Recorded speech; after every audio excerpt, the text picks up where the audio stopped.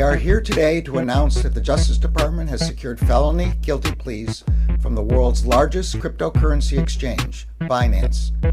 Actually, it's Binance. Binance. Binance. Largest virtual. Binance. Binance. And let me be clear. It's Binance. Binance. Binance. Council has discussed crypto regulations and legislations at length, and we have come to the conclusion that instead of regulating, we are going to ape a fat bag each into laptop and pump it to over $1,300,000,000,000,000,000,000,000 market cap. Let's fucking go, crackheads.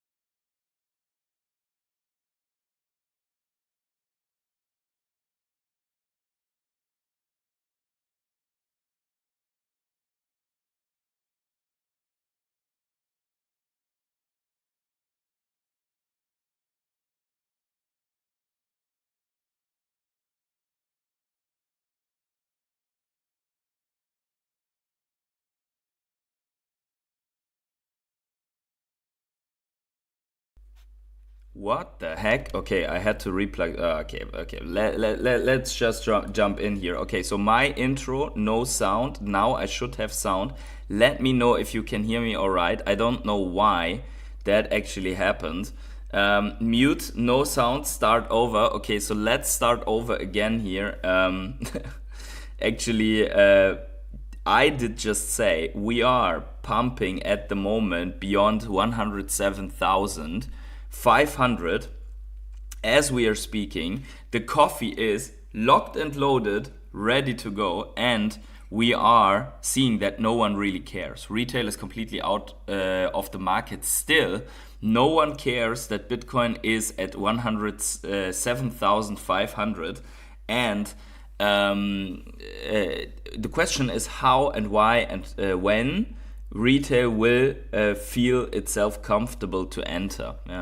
Thumbs up, all good now, very good. Okay, so that we are off to a bad start, but that's not a problem. Let's smash up the like button here anyways, even though that the sound was missing in the first seconds. I hope you got your coffees also locked and loaded, ready to go. Thank you very much for being here, especially Green Lantern. I see GM boys driving, liked and paying attention. Question is, what triggers retail Bitcoin run or alt run? We will talk about that for sure. Let's lead with that. G-Money, also good to see you. Thanks for the coffees here in the chat. And everyone else, welcome to the stream. G-Flow, Joven, Mark, D, It's Just Me, and so on. Diviner saying, good to see you all.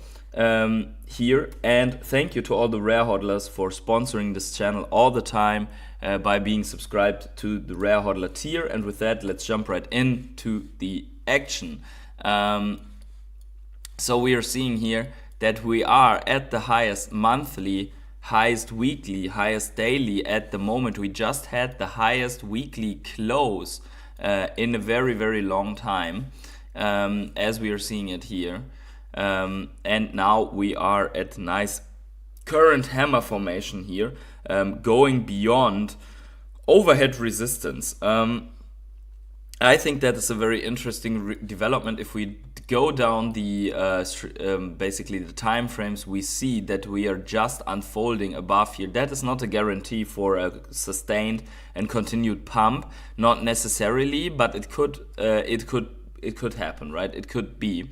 And we have outlined the reason many times. We will look at it once more with global liquidity, but also there's interesting things happening in gold and in USDT dominance and so on. We have touched close to 108k, where the absolute all-time high is 109,393. So we are not yet at the absolute all-time high, but considering that all like daily closes are below this level here at 106,000, and we are now above it, closed the day above it, opened the day above it, it really looks like that we are claiming here new all-time highs, except like the numbers push here, right? Yeah, let's see. So this might evolve, once this is confirmed, might evolve into a retest and then a very explosive move to the upside. That could be happening, right? So let's just see though why everyone might be scared. So we are seeing a couple of signs in the market, like for example the Japanese 30-year bond market, right?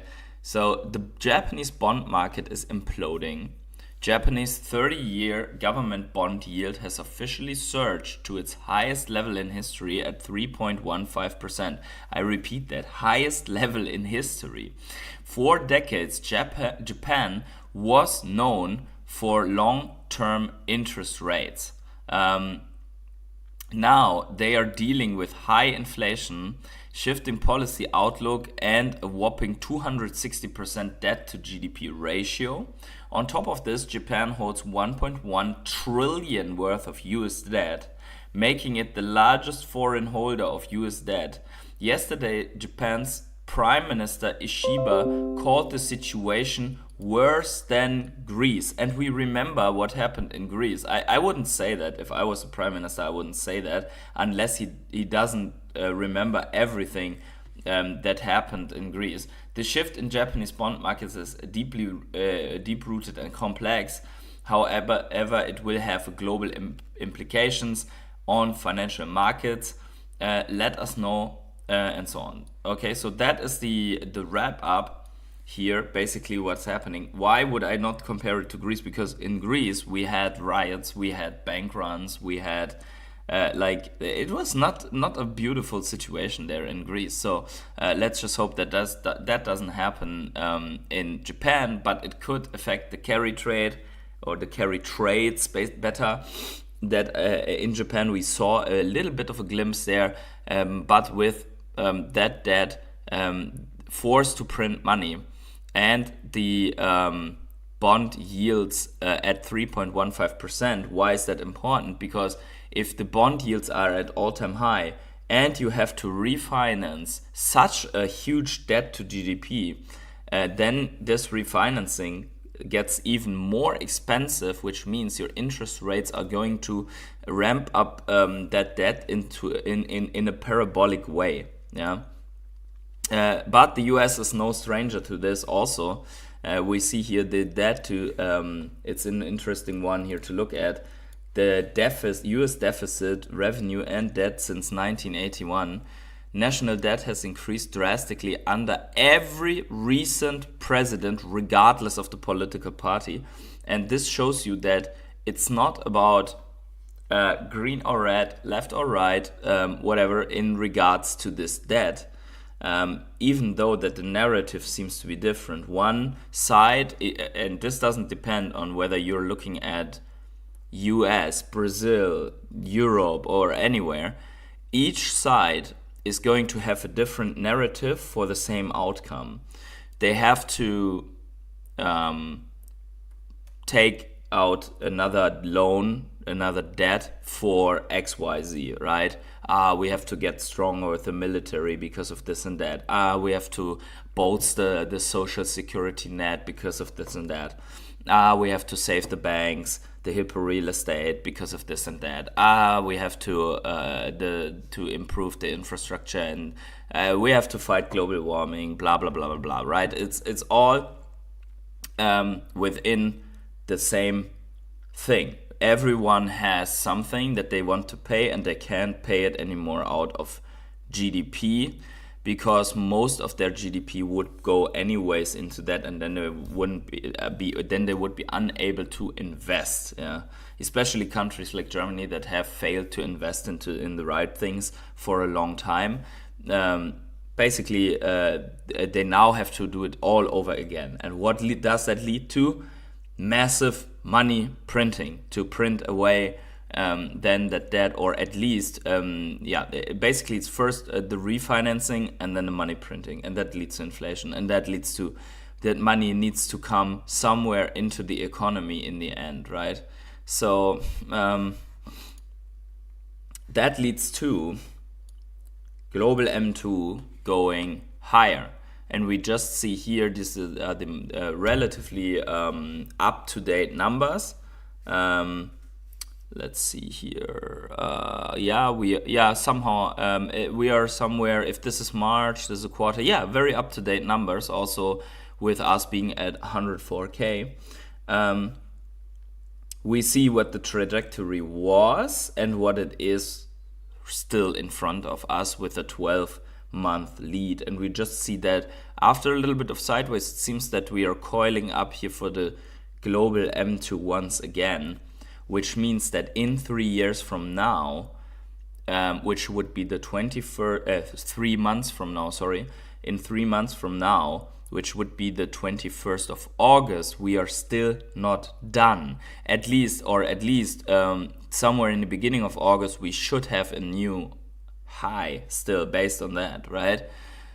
We will see how it unfolds, but considering the money flow that we saw until now and what has happened in the world, and that the Fed is still not on full quantitative easing, we might be looking at only the beginning of the move here, and that really would push here on for another couple of months. And it's borderline money expansion, yes, but also we're looking into the abyss of the next financial crisis already. And I think that is, to sum this first part of the stream up, really the reason why people are not excited. Yeah? And now getting to the point of Green Lantern here, what really will trigger the alt season? Well, we had in the last 2 years, at least, maybe 3 years, financial tightening, and everyone felt it.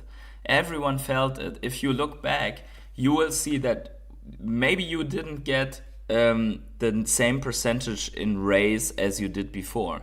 Maybe you didn't get that much bonuses as you had in the years before. Maybe you did not get the same level of like injection into your company or into your small business from the government. Maybe you even had to repay some things, some loans, taxes, whatever, that have been forgiven or left alone during the sea crisis time, right? So this all was contributing to the tightening. Now that the money printer starts rolling again, the capital injections into the economy will slowly be ramped up. Now that governments take money in hand and pump into projects, we will also see that in many sectors, not in all right now, but maybe in the next 3 or 4 months, this will happen again. Salary increase, additional bonus, stimulus by the economy, and so on. And that's how the money hits the market, because if you had $500 extra today somehow, wouldn't you put it into crypto to ride the wave and make a 10x or a 15 or 20x out of it? Or would you rather go and buy gold and make 2% or whatever? Right? That's the question that you have to ask yourself. The moment that people see the money coming back, they will start de-risking also, in the sense of not de-risking in the sense of selling off, but going from risk off to risk on, right? And risk on in that case would be alts, right? It would be this. Select one gambling pot here and drop money in. That's what people are not inclined to do that, or were not inclined to do that in the last 2 to 3 years, in my opinion. Bernard Donaldson says, happy Wednesday, PH, feeling super bullish. Hashtag VFAM. Yeah, VChain up a whopping 1.5%, but I also feel it's coming. It will come. Mark D says Trump's big beautiful budget is gonna add so much debt, it's gonna be like 4 years of non-stop printing. Exactly. And this is why we are in Bitcoin, right? Because the non-stop printing, Bitcoin is the financial function, the financial and mathematical function to not get debased. That's basically what it is. So the more you have in that, the more right to not getting debased you basically have, right? And then on top of that, anti-debasement, which would basically be like the Nasdaq 20% CAGR or something like that, on top of that, not being debased, you also get adoption, right? Because it's not fine. If it would be only fully adopted, it would still be the anti-debasement function. But now at the moment, it's both adoption and anti-debasement function, and that's what makes it so powerful, in my opinion. Yeah. So that is the dilemma. Then we have Texas. Hours voting aye. That was El Garcia, by the way. Texas passed the Bitcoin voted. Reserve. Have all members voted? There being 105 ayes, 23 nays, Senate Bill 21 passes to third reading. Chair lays out on second reading Senate Bill 231. The clerk will read the bill. SB2. Okay, so bill passes strategic. So in second reading passes to the third reading. So we're not done yet. It's not signed off or anything. But these states are moving. We already have New Hampshire, I think, with a established or at least passed Bitcoin Reserve. So the others will move. I think Texas will be one of those where it will happen. Yeah, we'll see. Then also we have Senator Cynthia Lummis here talking about Bitcoin Reserve, so let's listen to this as well.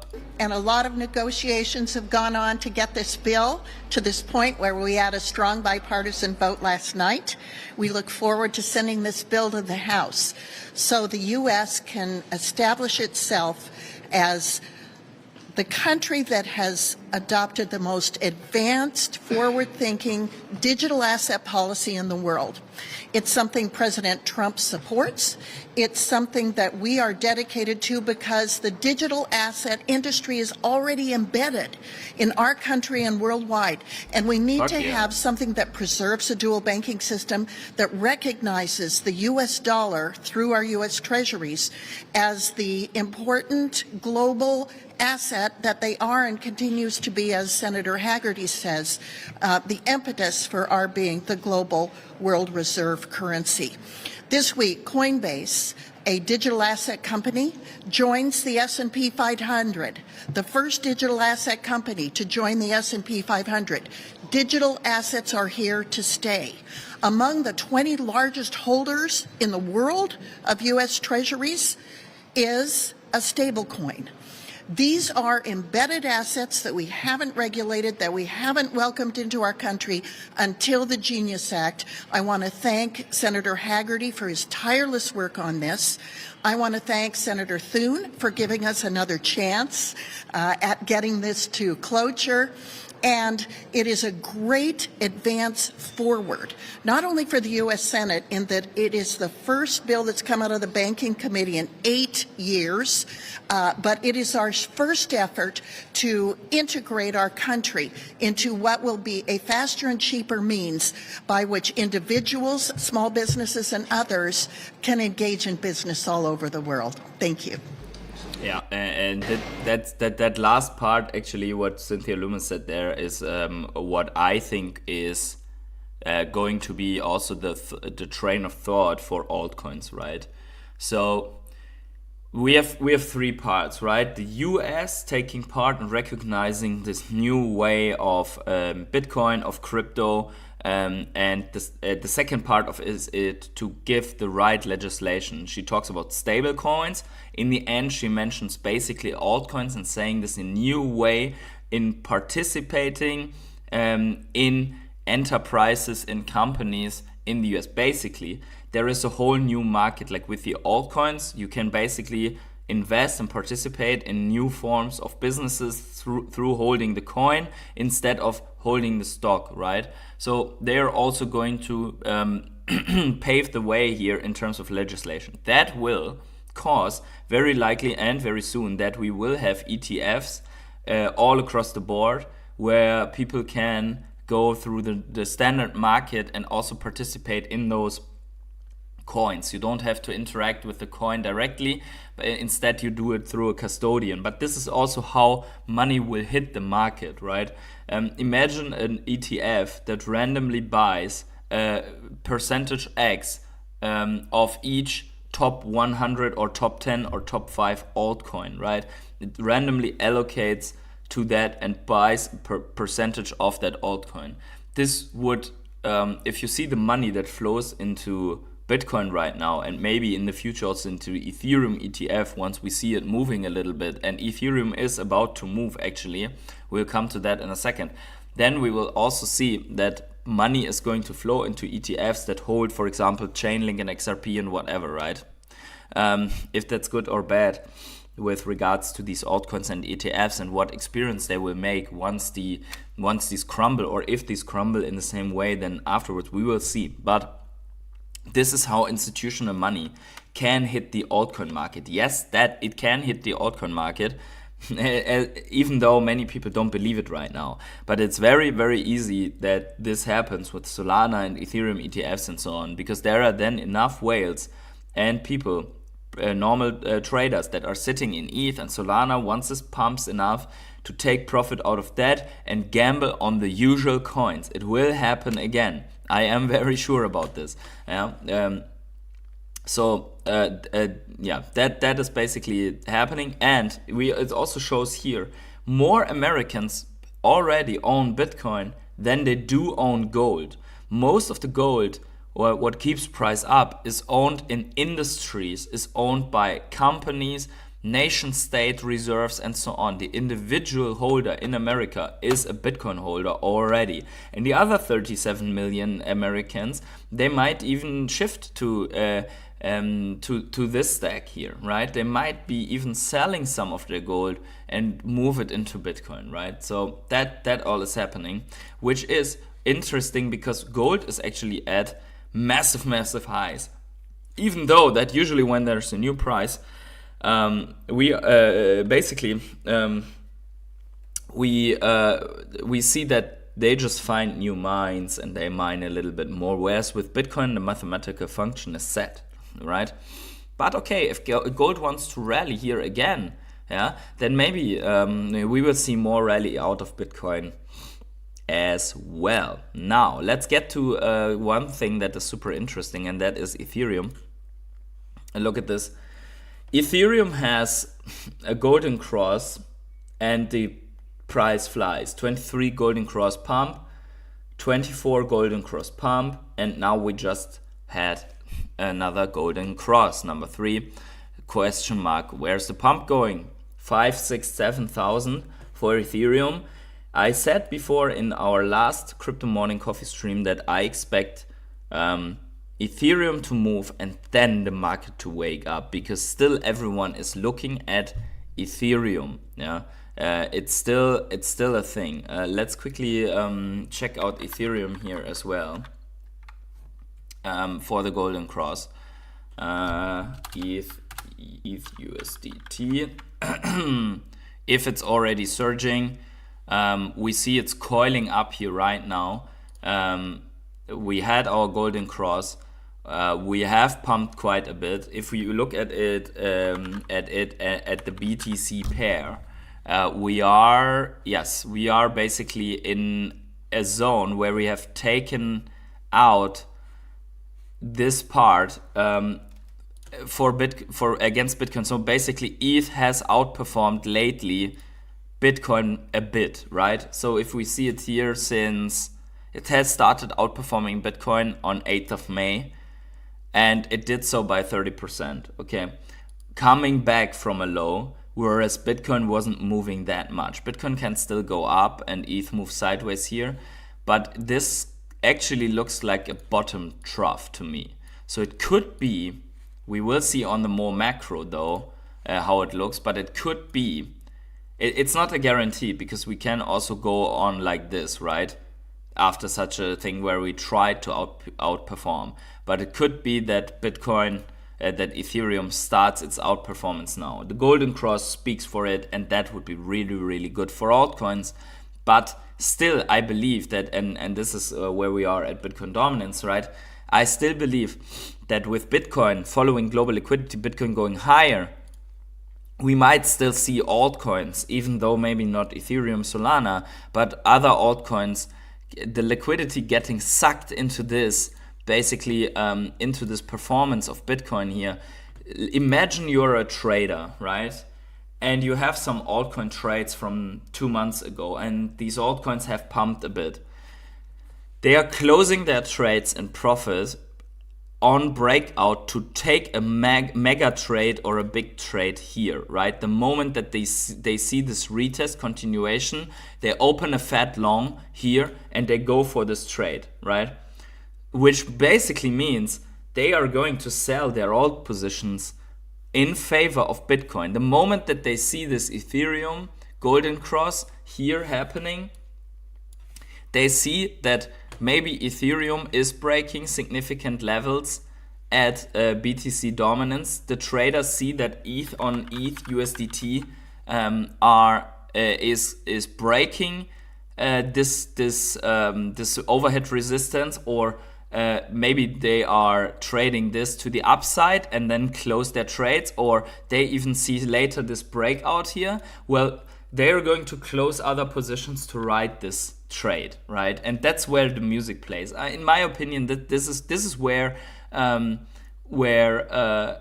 people, or how this happens, right? How the flow happens from Bitcoin, then to Ethereum, then to other coins, as traders are shifting with where can they make money. And once they are seeing, okay, this ship has sailed, for example, on Bitcoin is standing here, they are going to look further down the list of risk. Where can I take the next trade? And then once Ethereum is flying, they are looking, where can I take the next trade? And maybe, and maybe that next trade is, for example, VEVE USDT, right? For example, one of the many coins, they're looking, okay, we are at this upper line here, and now breakout retest, bam, long, right? Massive long. Or maybe they're looking at MCAT and looking at the small cap then later and saying, okay, we have accumulated here and we are seeing us breaking out of that or whatever, right? Or seeing this overhead resistance break retest and flying, right? So let's dump $1 million into this and ride this trade, right? So that it will all come together, in my opinion, and some of these will be ramping up, also nicely ramp up here, right? Some of these will just be ramping up and flying through ETFs. Ethereum, for example, there's ETF. People will see, the Wall Street guys, they will see Ethereum breaking out, right? They will just see Ethereum breaking out and flying and going past 4K and whatever, right? And they will be, okay, let's buy some Ethereum ETFs, right? Going past all-time high, let's buy some Ethereum. And then money will flow in the same way that it flows into Bitcoin, into Ethereum. And I think that's where retail gets, this time, maybe this time, retail will get excited once they see that there's way more upside than this. Here in Bitcoin, right? Once we go past 110K and we just see a God candle that reaches up to 120 and we're in full price discovery and no one knows where this ends.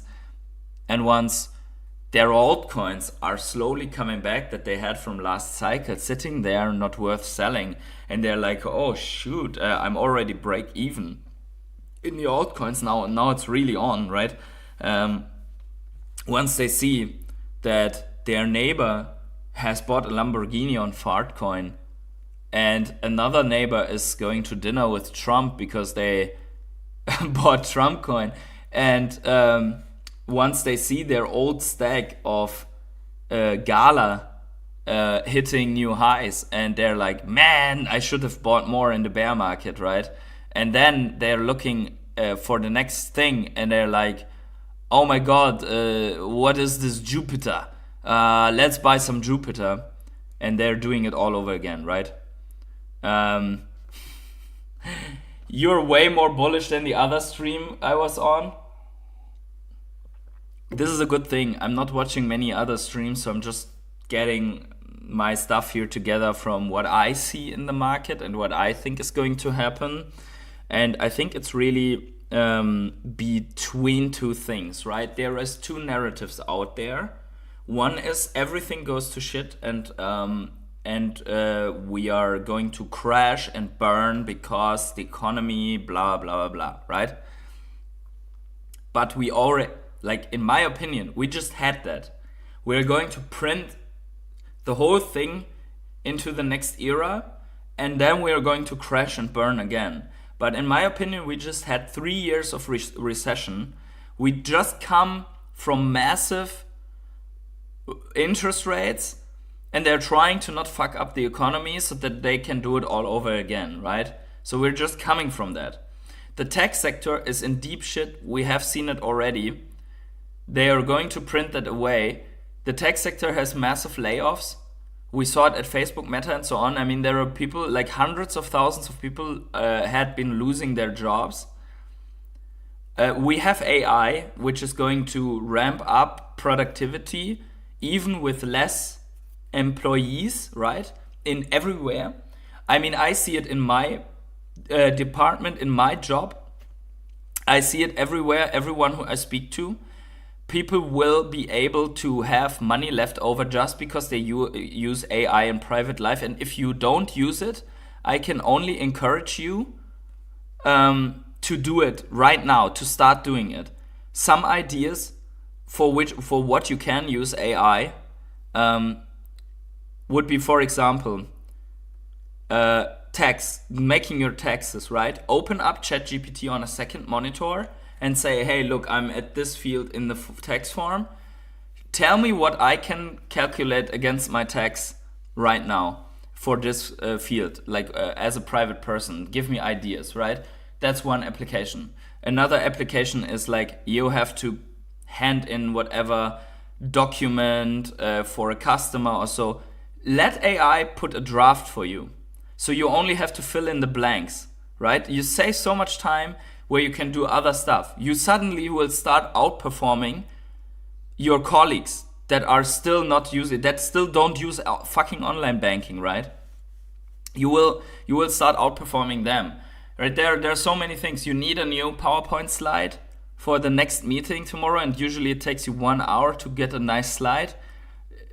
Make an initial outline, drop the slide into AI, and tell it to give you 5 suggestions, right? ChatGPT, whatever. Yeah. Usually, also if you're like in company, there's usually company license and versions of that where you can drop in company material and so on. So do that. Like, deal with AI. Doesn't matter. Like, think about whatever bullshit task that you have to do. Maybe you have to answer something for your retirement fund. Yeah. Let AI give you ideas, or draft the letter, or draft the email. Save your time. Do something else with it. Right. That is one side. For companies, that means the same employee can now do 120% instead of 100%. That means the bottom line goes down, right? The cost line goes down because they don't, where you've usually had to employ someone, they will not anymore because that just, the 1,000 guys that are adopting Bitcoin, they are better now, they are faster now, they have more output. That all contributes, right? To in my opinion, to the next years, how companies will operate and so on. That might solve a part of the, let's say, qualified workforce problem that other companies are facing, right? So that actually is making me bullish. So answering that, that all is my answer to drummer, that Jay Remmer. Jay Ramos said, I think we might go up and down till September, but I'm an idiot, don't listen to me. I think we are all the same idiot. I'm just an idiot with a channel and a camera and some ideas. And that might be so, because the summer gap usually, not always, but usually is like of less attention, right? But we also saw that usually we have sell in May, go away. This time we already crashed in April, had a big sell-off also in the S&P 500 and everywhere else. And now basically everyone sold already before May. So now it was buy in May, go away, right? People bought at 80,000 and now it's 107,000. So these are not guarantees. And no one knows. If someone tells you they know, they don't know. I don't know that. I theorize about what's going to happen. And in my opinion, we're coming out of a recession. We are turning the money printers on. We are injecting capital into the economy. And the last time we did that, also, remember the crash of the sea crisis, how fast we recovered and went to all-time highs?